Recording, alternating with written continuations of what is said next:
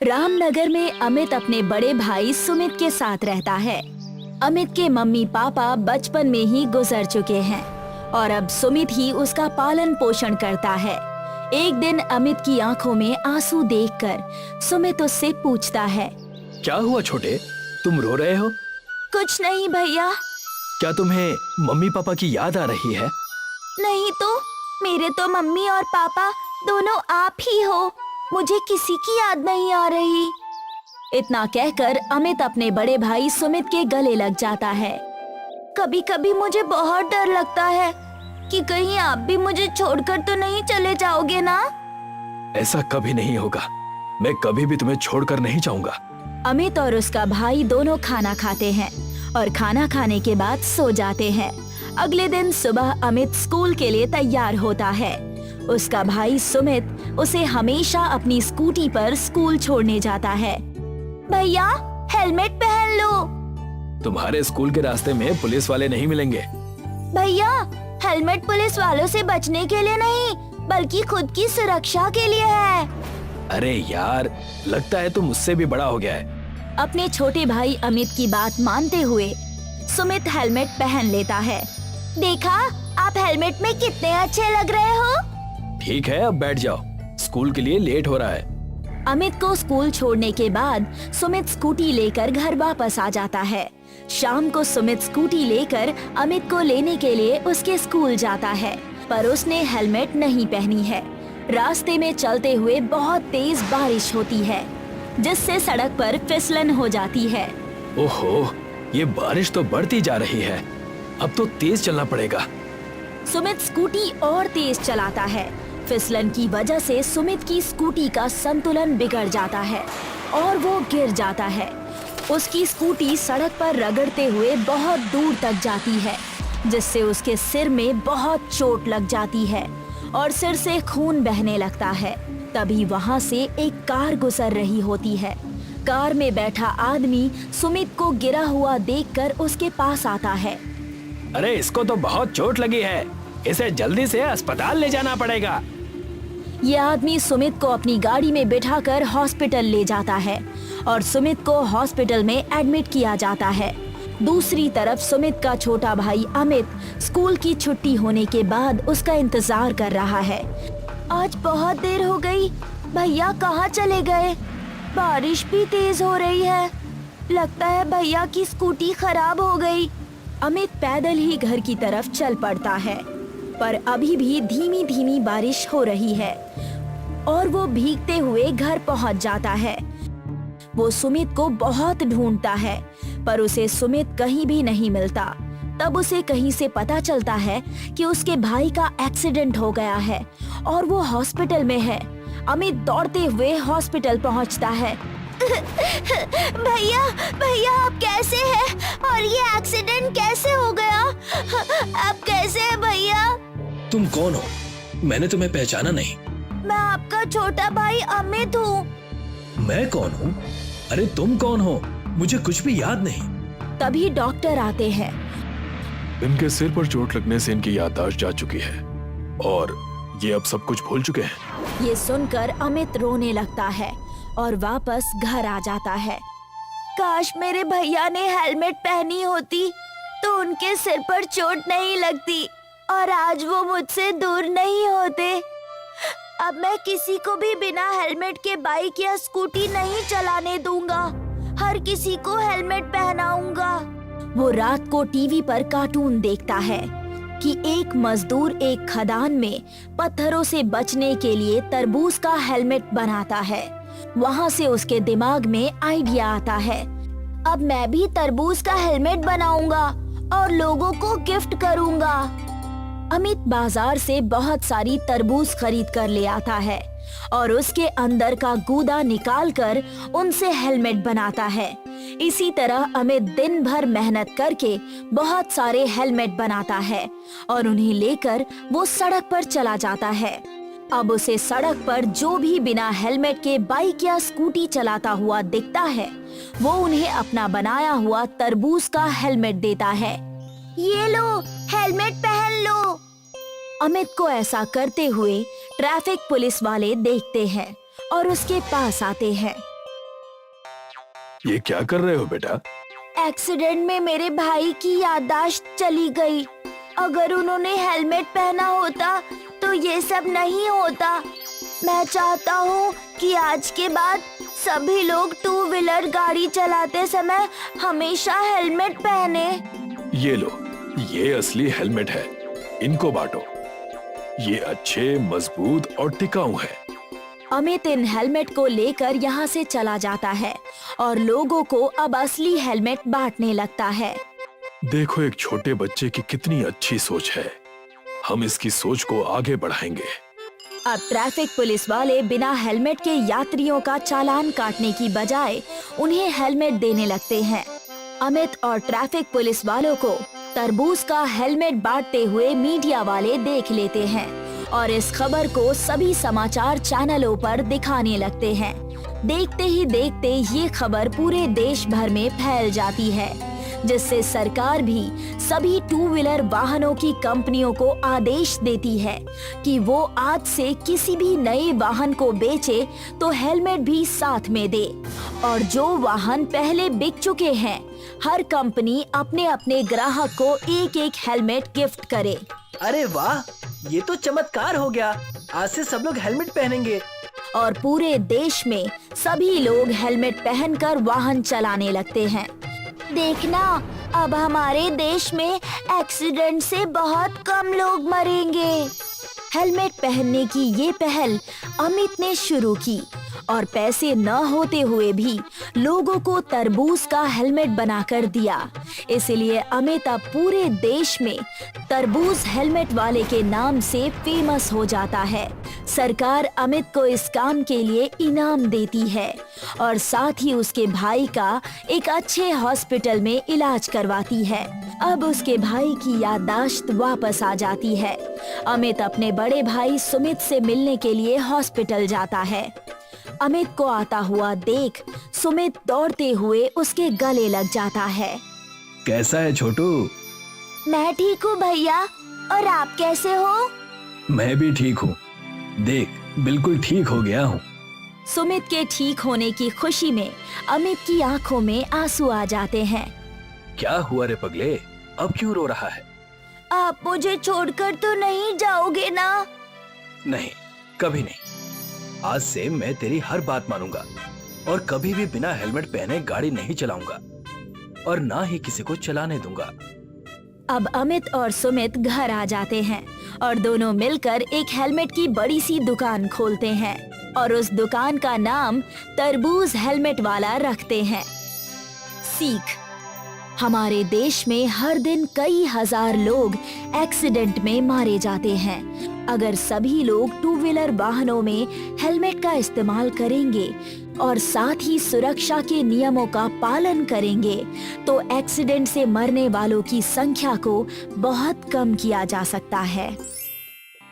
एक दिन की बात है, जब सूरज ढल रहा था और चांद उग रहा था, तो सूरज ने चांद से पूछा, अरे भाई, एक बात बताओ, तुम जब भी आते हो तो कोई तुम्हें प्रणाम क्यों नहीं करता? ऐसा नहीं है भाई, हर कोई एक जैसा नहीं होता। कई लोग मुझे भी प्रणाम करते हैं। पर मैं तो जब भी उगता हूँ तो सारी दुनिया मुझे जल चढ़ाती है, पर तुम्हें तो कोई भी जल नहीं चढ़ाता। सूरज और चंद्रमा की ये बातें बेलापुर गांव के लोग सुन रहे थे। तभी एक आदमी ने कहा, हम तो सिर्फ सूरज को ही भगवान मानते हैं, चांद हमारे लिए भगवान नहीं है। नहीं, ऐसी बात नहीं है, हमें चांद को भी भगवान मानना चाहिए। सूरज भगवान तो हमें रोशनी देते हैं, धूप देते हैं, चांद हमें क्या देता है? हर किसी का अलग अलग काम है। चंद्रमा भी हमें रात को रोशनी देता है। अरे पर उस रोशनी का हम क्या करेंगे? रात को तो हम सोए रहते हैं, हमें रात को रोशनी की जरूरत नहीं है। पर चांद का होना भी जरूरी है। हमें चांद की जरूरत नहीं है। अगर चांद नहीं भी होगा तो हमारी जिंदगी में कोई भी फर्क नहीं पड़ेगा। उसका होना और ना होना एक ही बराबर है। इस आदमी और औरत की बात चांद और सूरज दोनों सुन रहे थे। ये बातें सुनकर सूरज खुश हो गया और चंद्रमा थोड़ा उदास हो गया। सूरज ने चांद से कहा, देखा, बेलापुर के लोग भी मुझे भगवान मानते हैं और तुम्हें कुछ भी नहीं। ये लोग मेरी पूजा करते हैं। पर मैं भी तो इन्हें रोशनी देता हूँ। अगर मैं ना रहूं तो इन लोगों की जिंदगी अस्त व्यस्त हो जाएगी। कोई बात नहीं, वैसे भी इन लोगों को तुम्हारी जरूरत नहीं। अगर ऐसी बात है तो ठीक है, मैं अब से आऊंगा ही नहीं। चंद्रमा गुस्सा होकर वहाँ से चला जाता है। चंद्रमा के जाने के बाद बेलापुर में रात को अंधेरा छा जाता है। वैसे तो आसमान में कुछ तारे हैं, पर इनकी रोशनी बहुत कम है। अंधेरा इतना गहरा है कि किसी को कुछ भी दिखाई नहीं देता। अब खेतों में बुआई का वक्त आ चुका था, इसलिए किसानों को सुबह जल्दी उठकर बुआई के लिए जाना था, पर चांद के न होने से गहरा अंधेरा था। अरे उठ जाओ, आज खेत की बुआई करनी है ना। जल्दी चलो, नहीं तो बाद में तेज धूप हो जाएगी और फिर गर्मी में काम नहीं हो पाएगा। हाँ, खेत की बुआई तो करनी है, पर अभी रात है, बाहर बहुत घना अंधेरा है। मुझे तो लगता है सुबह होने वाली है, हमें चलना चाहिए। वो सब तो ठीक है, पर बाहर कुछ दिख ही नहीं रहा, जाएंगे कैसे? ठीक है, सुबह होने पर ही जाते हैं। ये दोनों सुबह होने का इंतजार करने लगे। जब सुबह हुई तो ये दोनों खेत के लिए निकल पड़े, लेकिन कुछ ही देर में तेज धूप आ गई और गर्मी के कारण खेत में काम करना मुश्किल हो रहा था। बहुत गर्मी हो रही है, चलो घर चलते हैं, कल सुबह जल्दी आ जाएंगे। हाँ, सही कह रही हो। इस भयानक गर्मी में तो मुझसे भी काम नहीं होता। कल आते हैं। वो आदमी और औरत दोनों घर चले गए।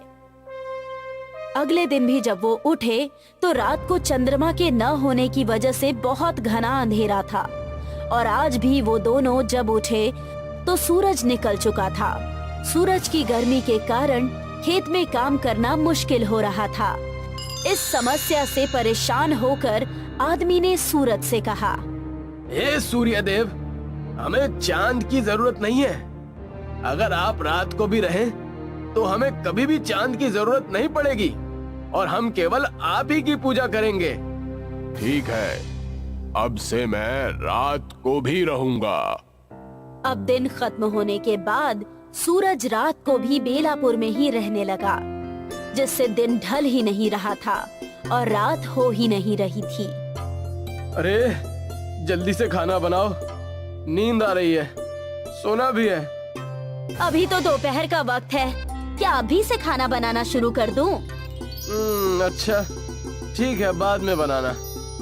वो आदमी और औरत बहुत देर तक रुकते हैं, पर शाम नहीं होती, क्योंकि अब सूरज ढल ही नहीं रहा था।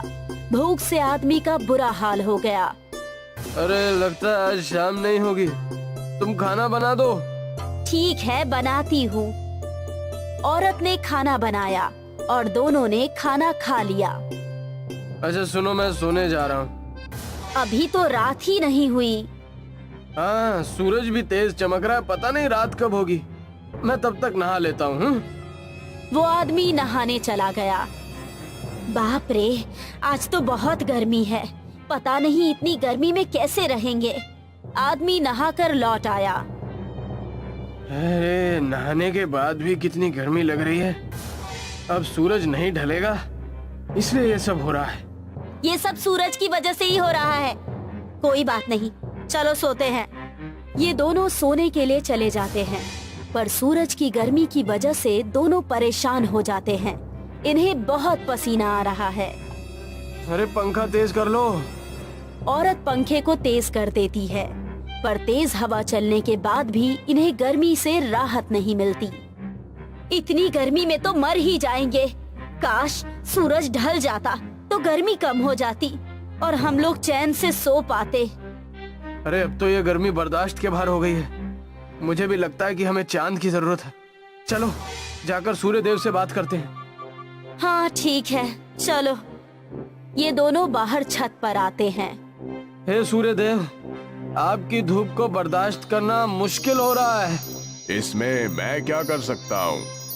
तुम ही ने कहा मुझे रात को रुकने के लिए, इसलिए मैं रुका हूँ। हाँ, हम ही ने कहा था, पर अब हमें चांद की भी जरूरत है, क्योंकि हम इतनी धूप को नहीं सह पाएंगे। आज से आप सिर्फ दिन के समय ही रहिए, रात को चंद्रमा ही ठीक है। ठीक है, जैसी तुम्हारी मर्जी।